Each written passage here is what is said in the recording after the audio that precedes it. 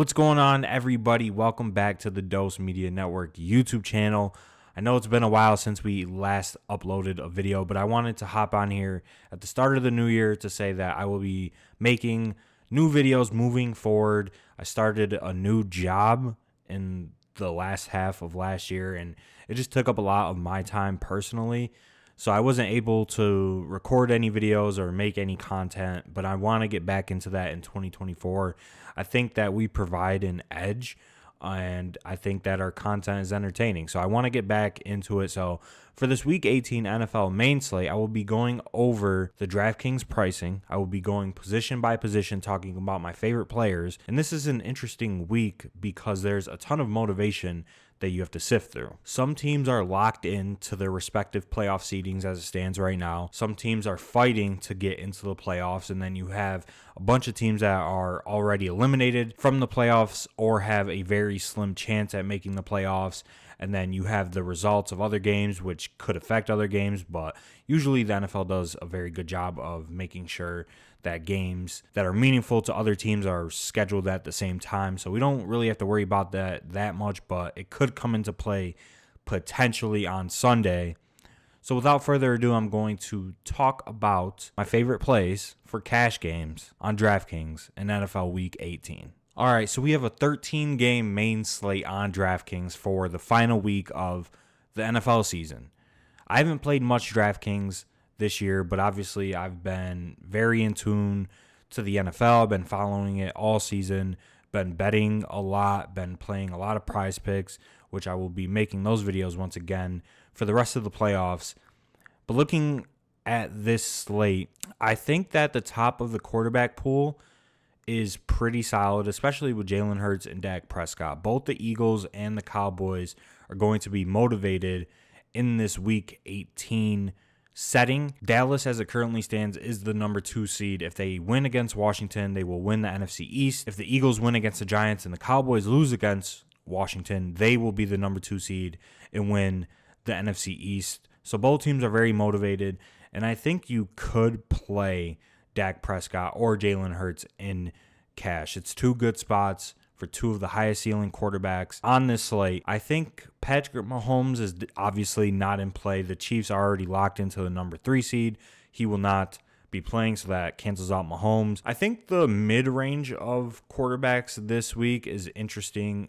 I like Geno Smith at 6,100. It's a good spot in a dome against this Arizona defense that has bled points to the quarterback position the entire year. If you want, you could play like Kyler Murray at 6,400.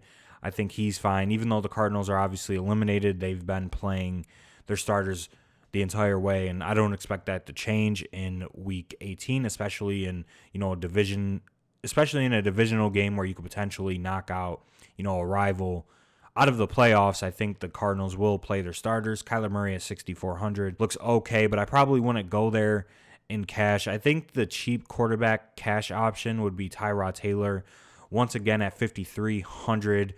He was in cash consideration last week at 4,600. He gets a $700 increase. The matchup is very good against this Eagles defense that has just gotten torched in the secondary for the entire season mostly.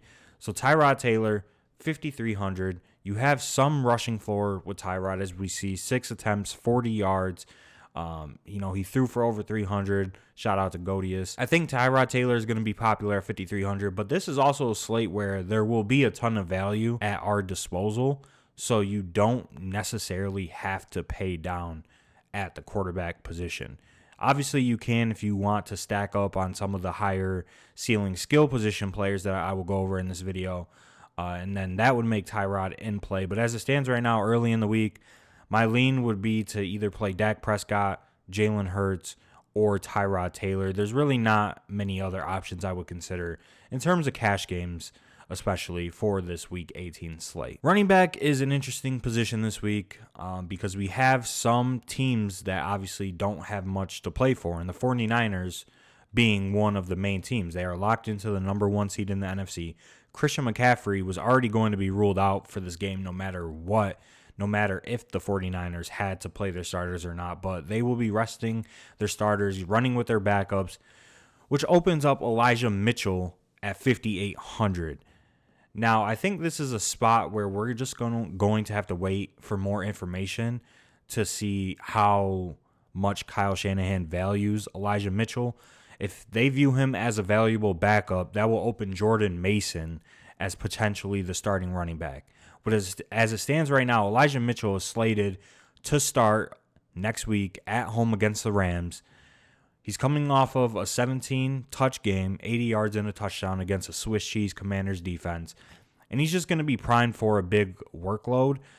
But obviously there is some risk there. But I think he could be one of the more popular options in this Week 18 slate.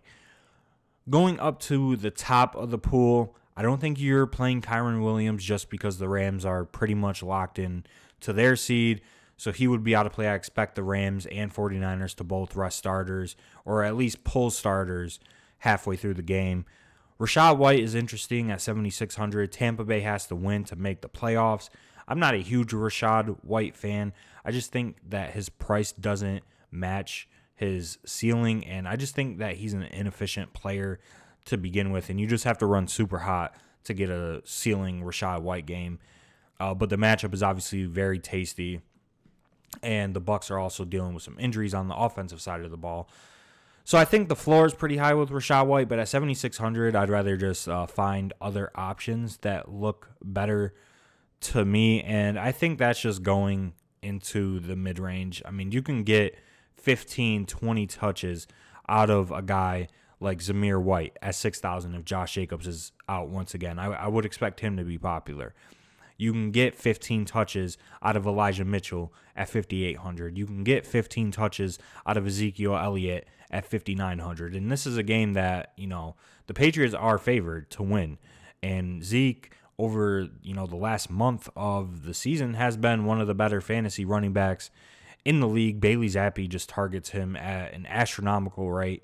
And as a Patriots fan, Zeke has just been smashing. So Zeke at 5,900 is in play. Zamir White at 6,000 is in play. Even James Conner at 6,100 is in play. James Conner got absolutely fed last week. 27 touches, 2 touchdowns, 130-plus total yards. Absolutely annihilated this Eagles defense. And I don't expect them to go away from James Conner in this spot. Yeah, they're playing for potential draft position, but they could have ended the season and, tanked and just gave up. But they went out, they beat Philly last week. And like I mentioned at the top, they have a chance to knock a division rival out of the playoffs. So I think the Cardinals are looking to end the season on a high note. But obviously, as more information comes out, we'll find out whether or not the Cardinals are going to rest players. Some other running backs that I think are interesting for tournaments, I'll shout out some tournament guys. Aaron Jones, he's had 20-plus touches in back-to-back games.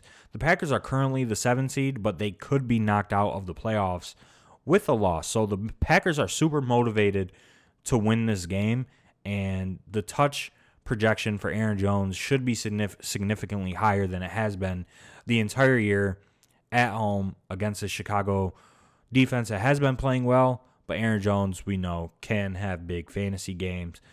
So I wouldn't mind him. If we take a look at some of the cheaper guys, I think a lot of this just depends on injury and if potential guys sit. So we have Zach Charbonnet at 5,000 will be stone chalk if Kenneth Walker misses. The Seahawks are still motivated to try and win this game, and Arizona has just been getting absolutely annihilated by running backs all season. So this is just dependent on Kenneth Walker being out for Week 18. He left last week with an injury against the Steelers. If he were to miss, Zach Charbonnet at 5K, you can lock it in right now, will be a cash game lock. Jordan Mason, like I mentioned, depends on the the role of Elijah Mitchell and how they view him. But at 4,600, he would be in play as well. There's not many other guys that I would consider lower than 5K. I think the cash pool at running back right now as it stands, depending on injuries, would be Zach Charbonnet, Elijah Mitchell, Zeke, Zamir White, James Conner. And if you want to go a little bit higher, I think Tony Pollard could be in play. And then Rachaad White would be in my cash pool at running back as well. I think CeeDee Lamb is going to have ownership in Week 18. At 9,300, going up against this Washington secondary that has just gotten absolutely fucked by opposing wide receivers and just about anybody the entire year. I would expect the Dak to CeeDee Lamb stack to be one of the more popular stacks in all formats on DraftKings this week. Even at 9,300 and Dak is 8K, this is still probably the highest ceiling stack on the entire slate in week 18. I mean, CeeDee Lamb, I don't have to sit here and say how good he's been, but he's just smashed the entire year coming off a 44-point game, and Dak is obviously going to look to CeeDee Lamb. Like, I don't need to sit here and say how good of a play CeeDee Lamb is. He's going to have ownership this week. It's a beautiful spot for him. So play CeeDee Lamb. That's my advice. Play CeeDee Lamb and move on. Then at the top of the pool, we have A.J. Brown, Amon-Ra St. Brown, Jay Jettas, Cooper Kupp, Puka, etc., Debo. You know, guys like Debo, Puka, Devontae Adams aren't going to have any ownership at all. I wouldn't consider them for cash. Wouldn't consider Kupp or Justin Jefferson for cash as well. I just don't think that their roles are the best right now, especially with, you know, Justin Jefferson and the Vikings offense and their quarterback situation just isn't as fantasy friendly as it was with Kirk Cousins. Amon-Ra St. Brown, I wouldn't play him just because the Lions aren't super motivated in this game. Dan Campbell did come out and say that they are going to play the starters. It's a division game. They're coming off getting absolutely fucked by the refs and that in the game against the Cowboys. So I think Dan Campbell will play the starters, but I expect them to get pulled, you know, halfway through the game or whatever. So CeeDee Lamb and A.J. Brown will be the only two players at the top of the pool I consider, and I think CeeDee Lamb is, you know, a considerably better play than A.J. Brown this week. Moving on to the mid-range, there's really not much that I would consider in the mid-range. Rashee Rice, if the Chiefs were going to try, would be the absolute smash in this range, but they're going to rest starters. So he's obviously not in play. The 49ers receivers aren't in play, so I wouldn't consider Brandon Ayuk, Deebo Samuel for this week. They're going to, you know, be on the bench. Mike Evans, Jamar Chase, DJ Moore, you know, great plays, but probably not cash plays at this point. So we're realistically going to be paying down for two of our wide receiver spots this week. And, you know, you could go with Jaden Reed at 5,700 depending on his injury status. And then you got, you know, some other guys like Demario Douglas, 4,400. You got the cheap Giants receivers in a great matchup. Once again, Darius Slayton, Wan'Dale Robinson haven't gotten any price increases. I think that they could have a little bit of ownership in week 18. But overall, wide receiver this week just doesn't look that appealing to me. So I'm interested to see where the ownership falls. I truly think that CeeDee Lamb is just the lock of all locks on this slate. And then it's going to be filled out by, you know, a few cheap options. Like I said, Wan'Dale Robinson, Darius Slayton come off the top of my mind immediately. And then the mid-range is probably going to be where everybody else goes for their second receiver. So Jordan Addison could be in play. You know, Tyler Lockett, Garrett Wilson, Adam Thielen. I think those are some of the guys that the field is going to target as well. And you just want to take the guaranteed points with a guy like CeeDee Lamb or A.J. Brown or even DJ Moore. I think DJ Moore will have some ownership, 7K. He's just been absolutely smashing when Justin Fields has been healthy. So I would expect DJ Moore to have some ownership as well this week. All right, moving on to tight end, the worst position in fantasy football. There's no reason to believe Trey McBride won't be the highest owned tight end again. He's just been a target monster the last, 6-7 weeks. 7, 8, 11, 9, 9, 7, 9, 5, 14. Since week 8, he's been one of, if not the highest targeted tight end in the entire NFL. His price hasn't increased dramatically. It's obviously 6K, which is pretty high, and I don't like to play a 6K tight end, but the floor with Trey McBride is just so high. You know you're going to get at least 7 targets in this game, and it's a good spot against Seattle, quite frankly. So Trey McBride, I would expect to be the highest owned tight end or one of the highest owned tight ends because, people are going to pay down in cash games. I've always been an advocate of paying down in cash. I think that's the right strategy most of the time. But on a slate where we'll probably have some value due to all of the stars sitting for rest, You can't go wrong with Trey McBride. Dallas Goedert at 5,100. I don't think he's a cash play, but I think he's a great play. Devontae Smith, we all saw, left last week's game in an ankle boot on crutches. And if he's not able to go, Dallas Goedert is the biggest beneficiary in that offense. I don't have the splits, and this is totally anecdotal, but I think Dallas Goedert without Devontae Smith is just an absolute smash. So at 5,100, I like Dallas Goedert this week. For all my pay down at tight end guys, Juwan Johnson at 3,600. I mean, he's coming off of his best game of the entire year, 23 points against the Bucs. It was just a smash spot. I played him in the Millie Maker and a few other tournament lineups. Finally, nice to see him come to fruition. I know it's been a rough year for him, but he has 19 targets over the last 2 weeks, and he's a playmaker. Like he can make plays when given the opportunity, and he's another weapon for Derek Carr, and I would expect him to be a full-time player once again this week. Gerald Everett at 3,900 was the chalk last week. He's just been getting a ton of targets, 8+ targets for a month straight. Nice floor there. He's only 3,900, so his price has only increased 500 over the last month. I would expect him to be chalk once again as well. I mean, all you are shooting for at the tight end position is targets and opportunity, and Gerald Everett and Trey McBride are the two poster childs for opportunity at the tight end position over the last month. So those would be the two guys that I think are going to be super popular. I would lean Trey McBride, even though he's 2,100 more. But if you want to play Gerald Everett, I mean, you're going to get 7 targets. So I think both of them are very good plays. Moving on to defense, and to wrap up this video, I mean, it's a defense. Nobody really gives a fuck about defense. But I'm obviously looking for teams that are at home in good matchups. So I think the Lions at 3,100 look okay to me.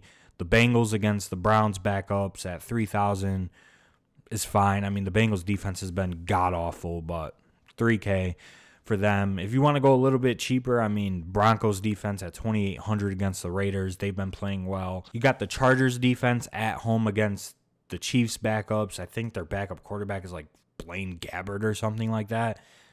The Chargers would definitely be in play at 2,800. Overall, my thoughts for defense this week is I'm just going to play the defense that fits and hope for the best. I'm not going to get too locked into a defense. We'll have to see what the projections say. I think it's going to be one of these defenses in, the mid 3,000s that will project as the best. I think the Chargers right now at 2,800 at home against the Chiefs backups is probably my lean. Just saving a little bit of salary with them, and the Lions would probably be number 2 on my list. If you want to pay up, I wouldn't pay up in cash games, but you can't go wrong with the Eagles or the Cowboys defense in this spot, both on the road, but can't go wrong. And then the GPP plays, obviously, the Patriots defense at 3,600. Wouldn't expect them to have much ownership. They've dominated the Jets. I hope they lose as a Patriots fan just to secure a higher draft pick, but they're favored. There's a good chance that they win this game, unfortunately, and I think they could dominate the Jets on defense. The Patriots have been one of the best defenses in all of football over the last 2 months. So 3,600 Patriots defense is my GPP call of the week. But that is going to be it for this video. First video back in a few months. So if you watch this all the way through, truly appreciate it. If you want more content, just leave a comment down below. We respond to every comment. And like I said at the top, I'm getting back into making more videos. I want to get back into making content. My goal is to put out a few videos every single week of the entire year. I really just want to dedicate this year to making content, upgrading the quality, upgrading my setup, and just putting out the best overall content that I can. And, I'll probably be doing this by myself moving forward. Just hang in there with me. That's all I ask. Just hang in there with me. And if anybody has any ideas for content that they want to see, I'm all ears. So comment down below, leave a like on the video, subscribe to the channel. And it's good to be back. It's good to talk DraftKings. And hopefully this was informative for you. And, I might do an updated video later in the week when we get more information. That's probably in the plan. So yeah, it was good. It was good to be back. So I'll see you guys tomorrow for another video. And yeah, have a good one.